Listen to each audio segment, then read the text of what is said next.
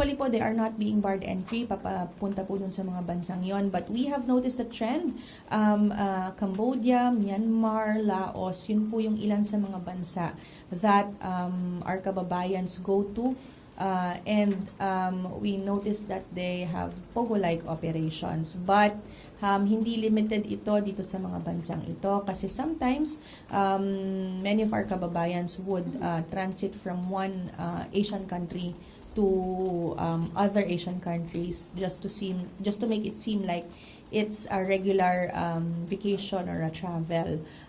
We have also received intelligence information that ito pong mga scam hubs na to are expanding their reach and are trying to open similar operations in other countries as far as the Middle East. Yun yung nakuha po natin na information. So, we are quite worried about this trend kasi hindi lang ito trend sa Pilipinas, hindi lang ito natin dito nakikita. But we have also discussed this with other ASEAN immigration leaders, and it is something that is being observed already in some Asian countries and is already posing a problem to the region. And what is the Philippines and other ASEAN countries doing to ensure that loopholes will not be present or to avoid instances of Filipinos and other nationalities flying to these POGO hubs? Yes, I cannot answer for the other countries, but what we do is we share intelligence information about the operations of these syndicates. Marami tayong nabigay na information sa kanila doon sa mga nakukuha natin on the ground since meron tayong mga na-observe dito at nakikita dito. At many of our kababayans are being tricked into joining and being part of these scam hubs. So we give them intelligence information, and at the same time, we continue our formalities po sa ating mga paliparan to make sure yung mga kababayan natin ay hindi nabibiktima ng ganito pong mga syndicates. What we also try to maximize is sending out the information about these POGO-like operations na they exist abroad. Their offers are not real. So we want people to know and understand, malaman nila na sindikato po ito. At yung mga nakikita po natin sa palabas ay nangyayari po sa totoong buhay. May show dyan sa Netflix na ganyan.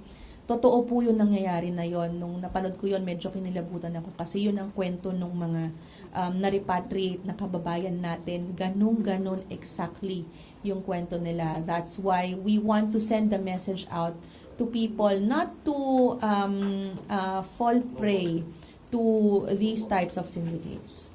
Paano po yung nakakalabas yung mga na-involved dun sa POGO workers? Ano pong ginagamit nilang visa? Tsaka kung ano po, na-mention po nila na may mga countries na parang target yung mga Filipinos na involved. May stricter screening process ba tayo dun sa mga papunta dun na Filipinos? Doon sa mga Pilipino po na lumalabas at are recruited in POGO-like operations abroad, usually po niyan turista sila lumalabas in the guise of regular tourists. If you look at their profile, you look at their background, napakagaganda po ng mga backgrounds nila kasi ang target po nitong mga scam hubs or POGO-like operations na to ay yung mga may mga background in BPOs. So ito po ay mga nakapagtapos sa magandang paaralan, meron pong magagandang trabaho dito, and marami po sa kanila may mga biyahe na, but you know, yung mga kabataan po, they like exploring and trying out new things and are enticed to offers that they see online. And yun nga, they end up in scam hubs. Ito pong mga nare-recruit na ito, meron po tayong mga nakukuhang information na may recruitment ongoing inside BPOs. So yung mga nagtatrabaho sa mga call centers, mga BPOs, meron pong mga kakunsyaba itong mga scam hubs abroad that are embedded inside BPOs that recruit yung mga empleyado doon para lumabas po ng bansa.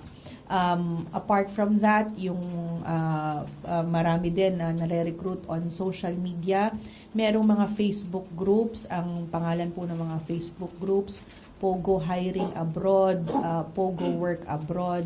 If you search that, marami po mga Facebook groups na ganyan that offer Pogo-like work sa iba pong bansa. And ang target nila din, yung mga BPO workers as well as yung mga dating Pilipino na workers po ng Pogo dito. Doon po sa mga nare-repatriate, although I cannot give detailed information, but meron po doon sa mga nare-repatriate na mga dating Pogo workers dito. After nung stint nila sa Pogo work dito, mga Pilipino po ito, after ng Pogo work nila dito, they would leave the country and go to the other operations in other country. At doon naman po sila mabibiktima at mare-repatriate po sila dito. So, yun po yung mga nakikita natin na trends ngayon when it comes to Filipinos that are being victimized by these similar operations.